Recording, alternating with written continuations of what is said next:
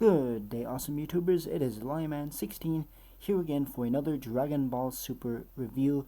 And this one is going to be on episode 72, Hangeki Naruka, Mienai Koroshi wa Waza, where there be a counterattack, the invisible killing strike. And before I begin here, Herms is back at it again, so of course, great shout out to Herms for all his translations for episode 72. He's at it again this week, and just another heads up, Toei will be taking a break next week because it will be, I believe, the 31st.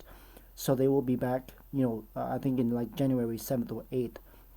So talking about episode 72, this is a really interesting and great twist at the end. I found it really awesome.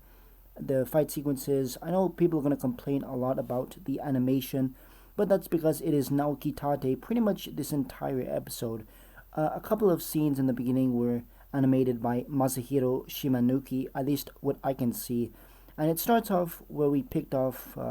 It starts off with the stuff that happened last week where Goku is supposedly dead. So Piccolo and Goten and Gohan, they try to revive him. Piccolo actually tries to use his ki to revive him, his heart, like using kind of CPR thing. But the ki blast Goku shot up from last week came down back to the planet. It went all the way up into space, and it fell back down into the planet and right on top of him, and specifically his heart, which actually jump-started his heart enough to where he is okay again. And he wakes up, and he seems to be okay, but Goten and Gohan, of course they're kind of worried about it.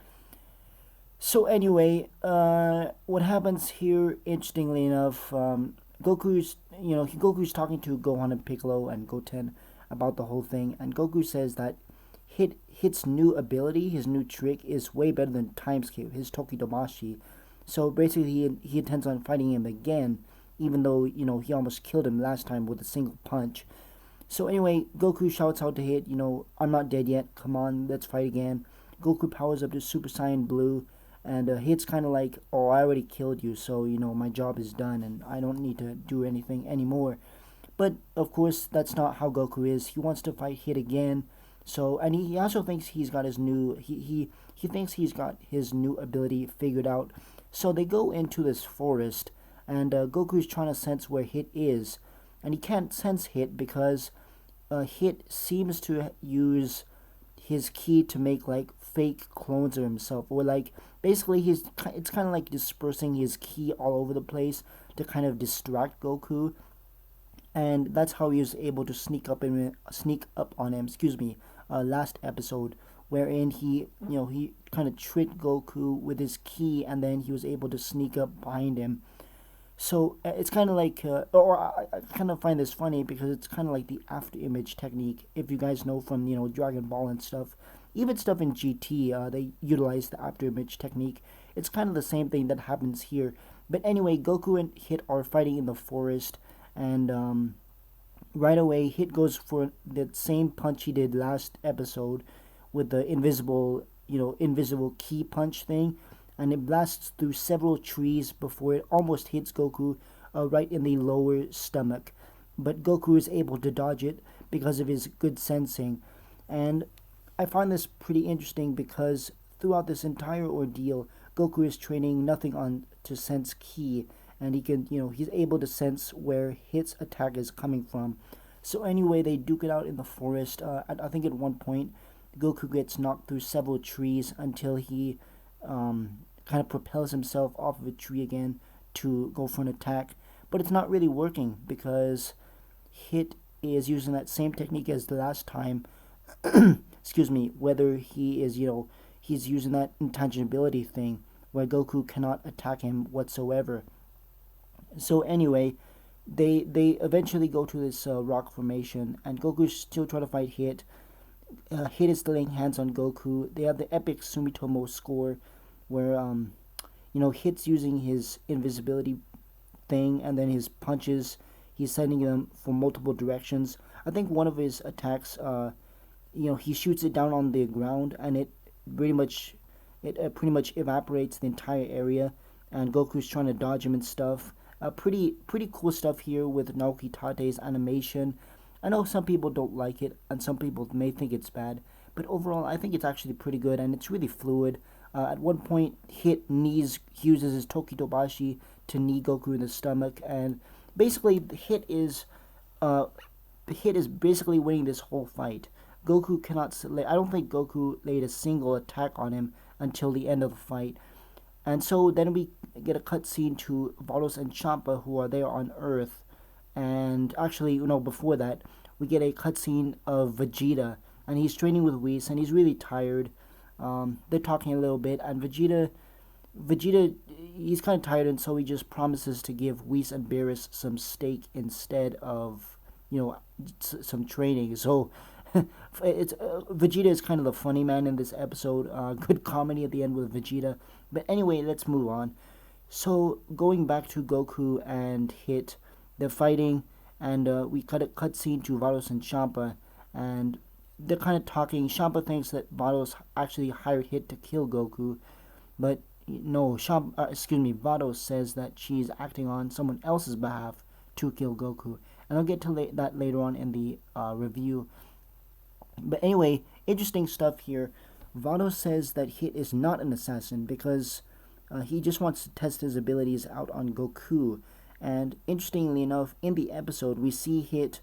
He's taking a martial arts stance, and he's kind of duking it out, kind of smiling to Goku.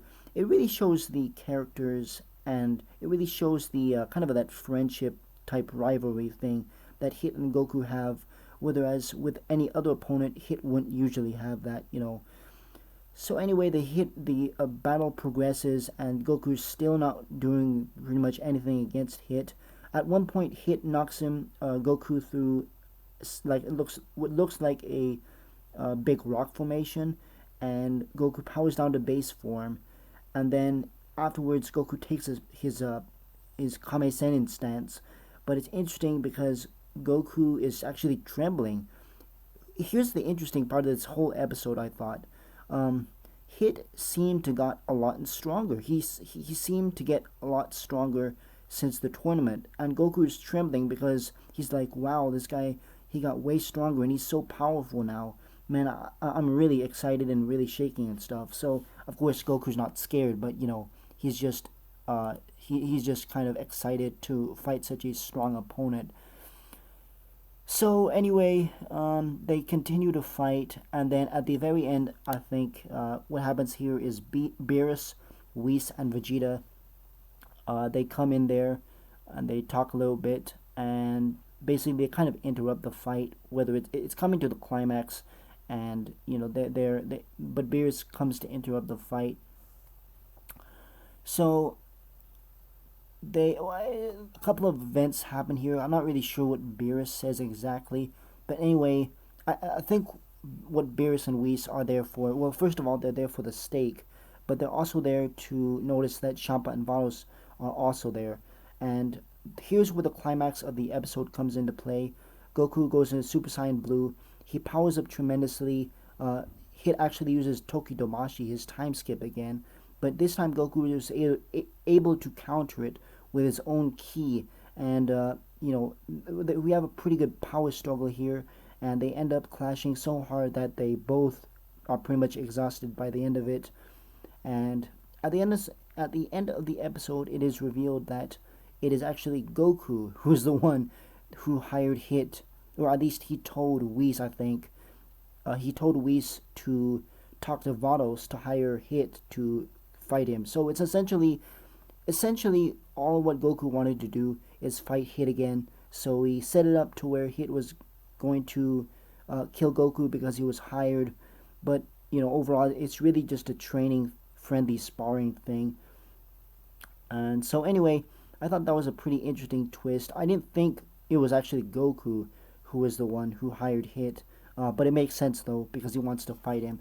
So anyway, at the end of the episode, we have Chi-Chi coming in with Piccolo, and Chi-Chi kind of scolding Goku because, Chi-Chi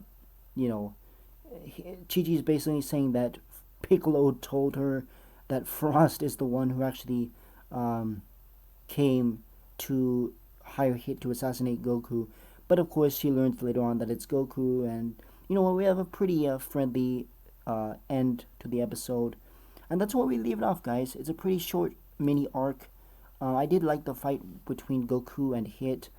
It's really fluid, and I didn't expect Hit to get this much improvement, but it will be really good to see what he does in the end of the episode. At the next universe survival arc. So that was my review on episode 72. Again, I thought it was a pretty well paced episode. I did like the action sequences here and there. Vegeta stuff was really funny. The comical stuff with a steak, that was really funny. And yeah, overall a good arc, or mini arc really I should say. I was kind of expecting Gohan and Goten to be more involved, but of course it's a 2-episode mini arc, so that's where we leave it off, guys. Next week there will be no episode, but we will pick it up again in early January. And yeah, I'm pretty excited. Let me know in the comments below what you guys thought of this episode. That's it for me. Thank you all for watching. Stay awesome, everybody, and have a good one.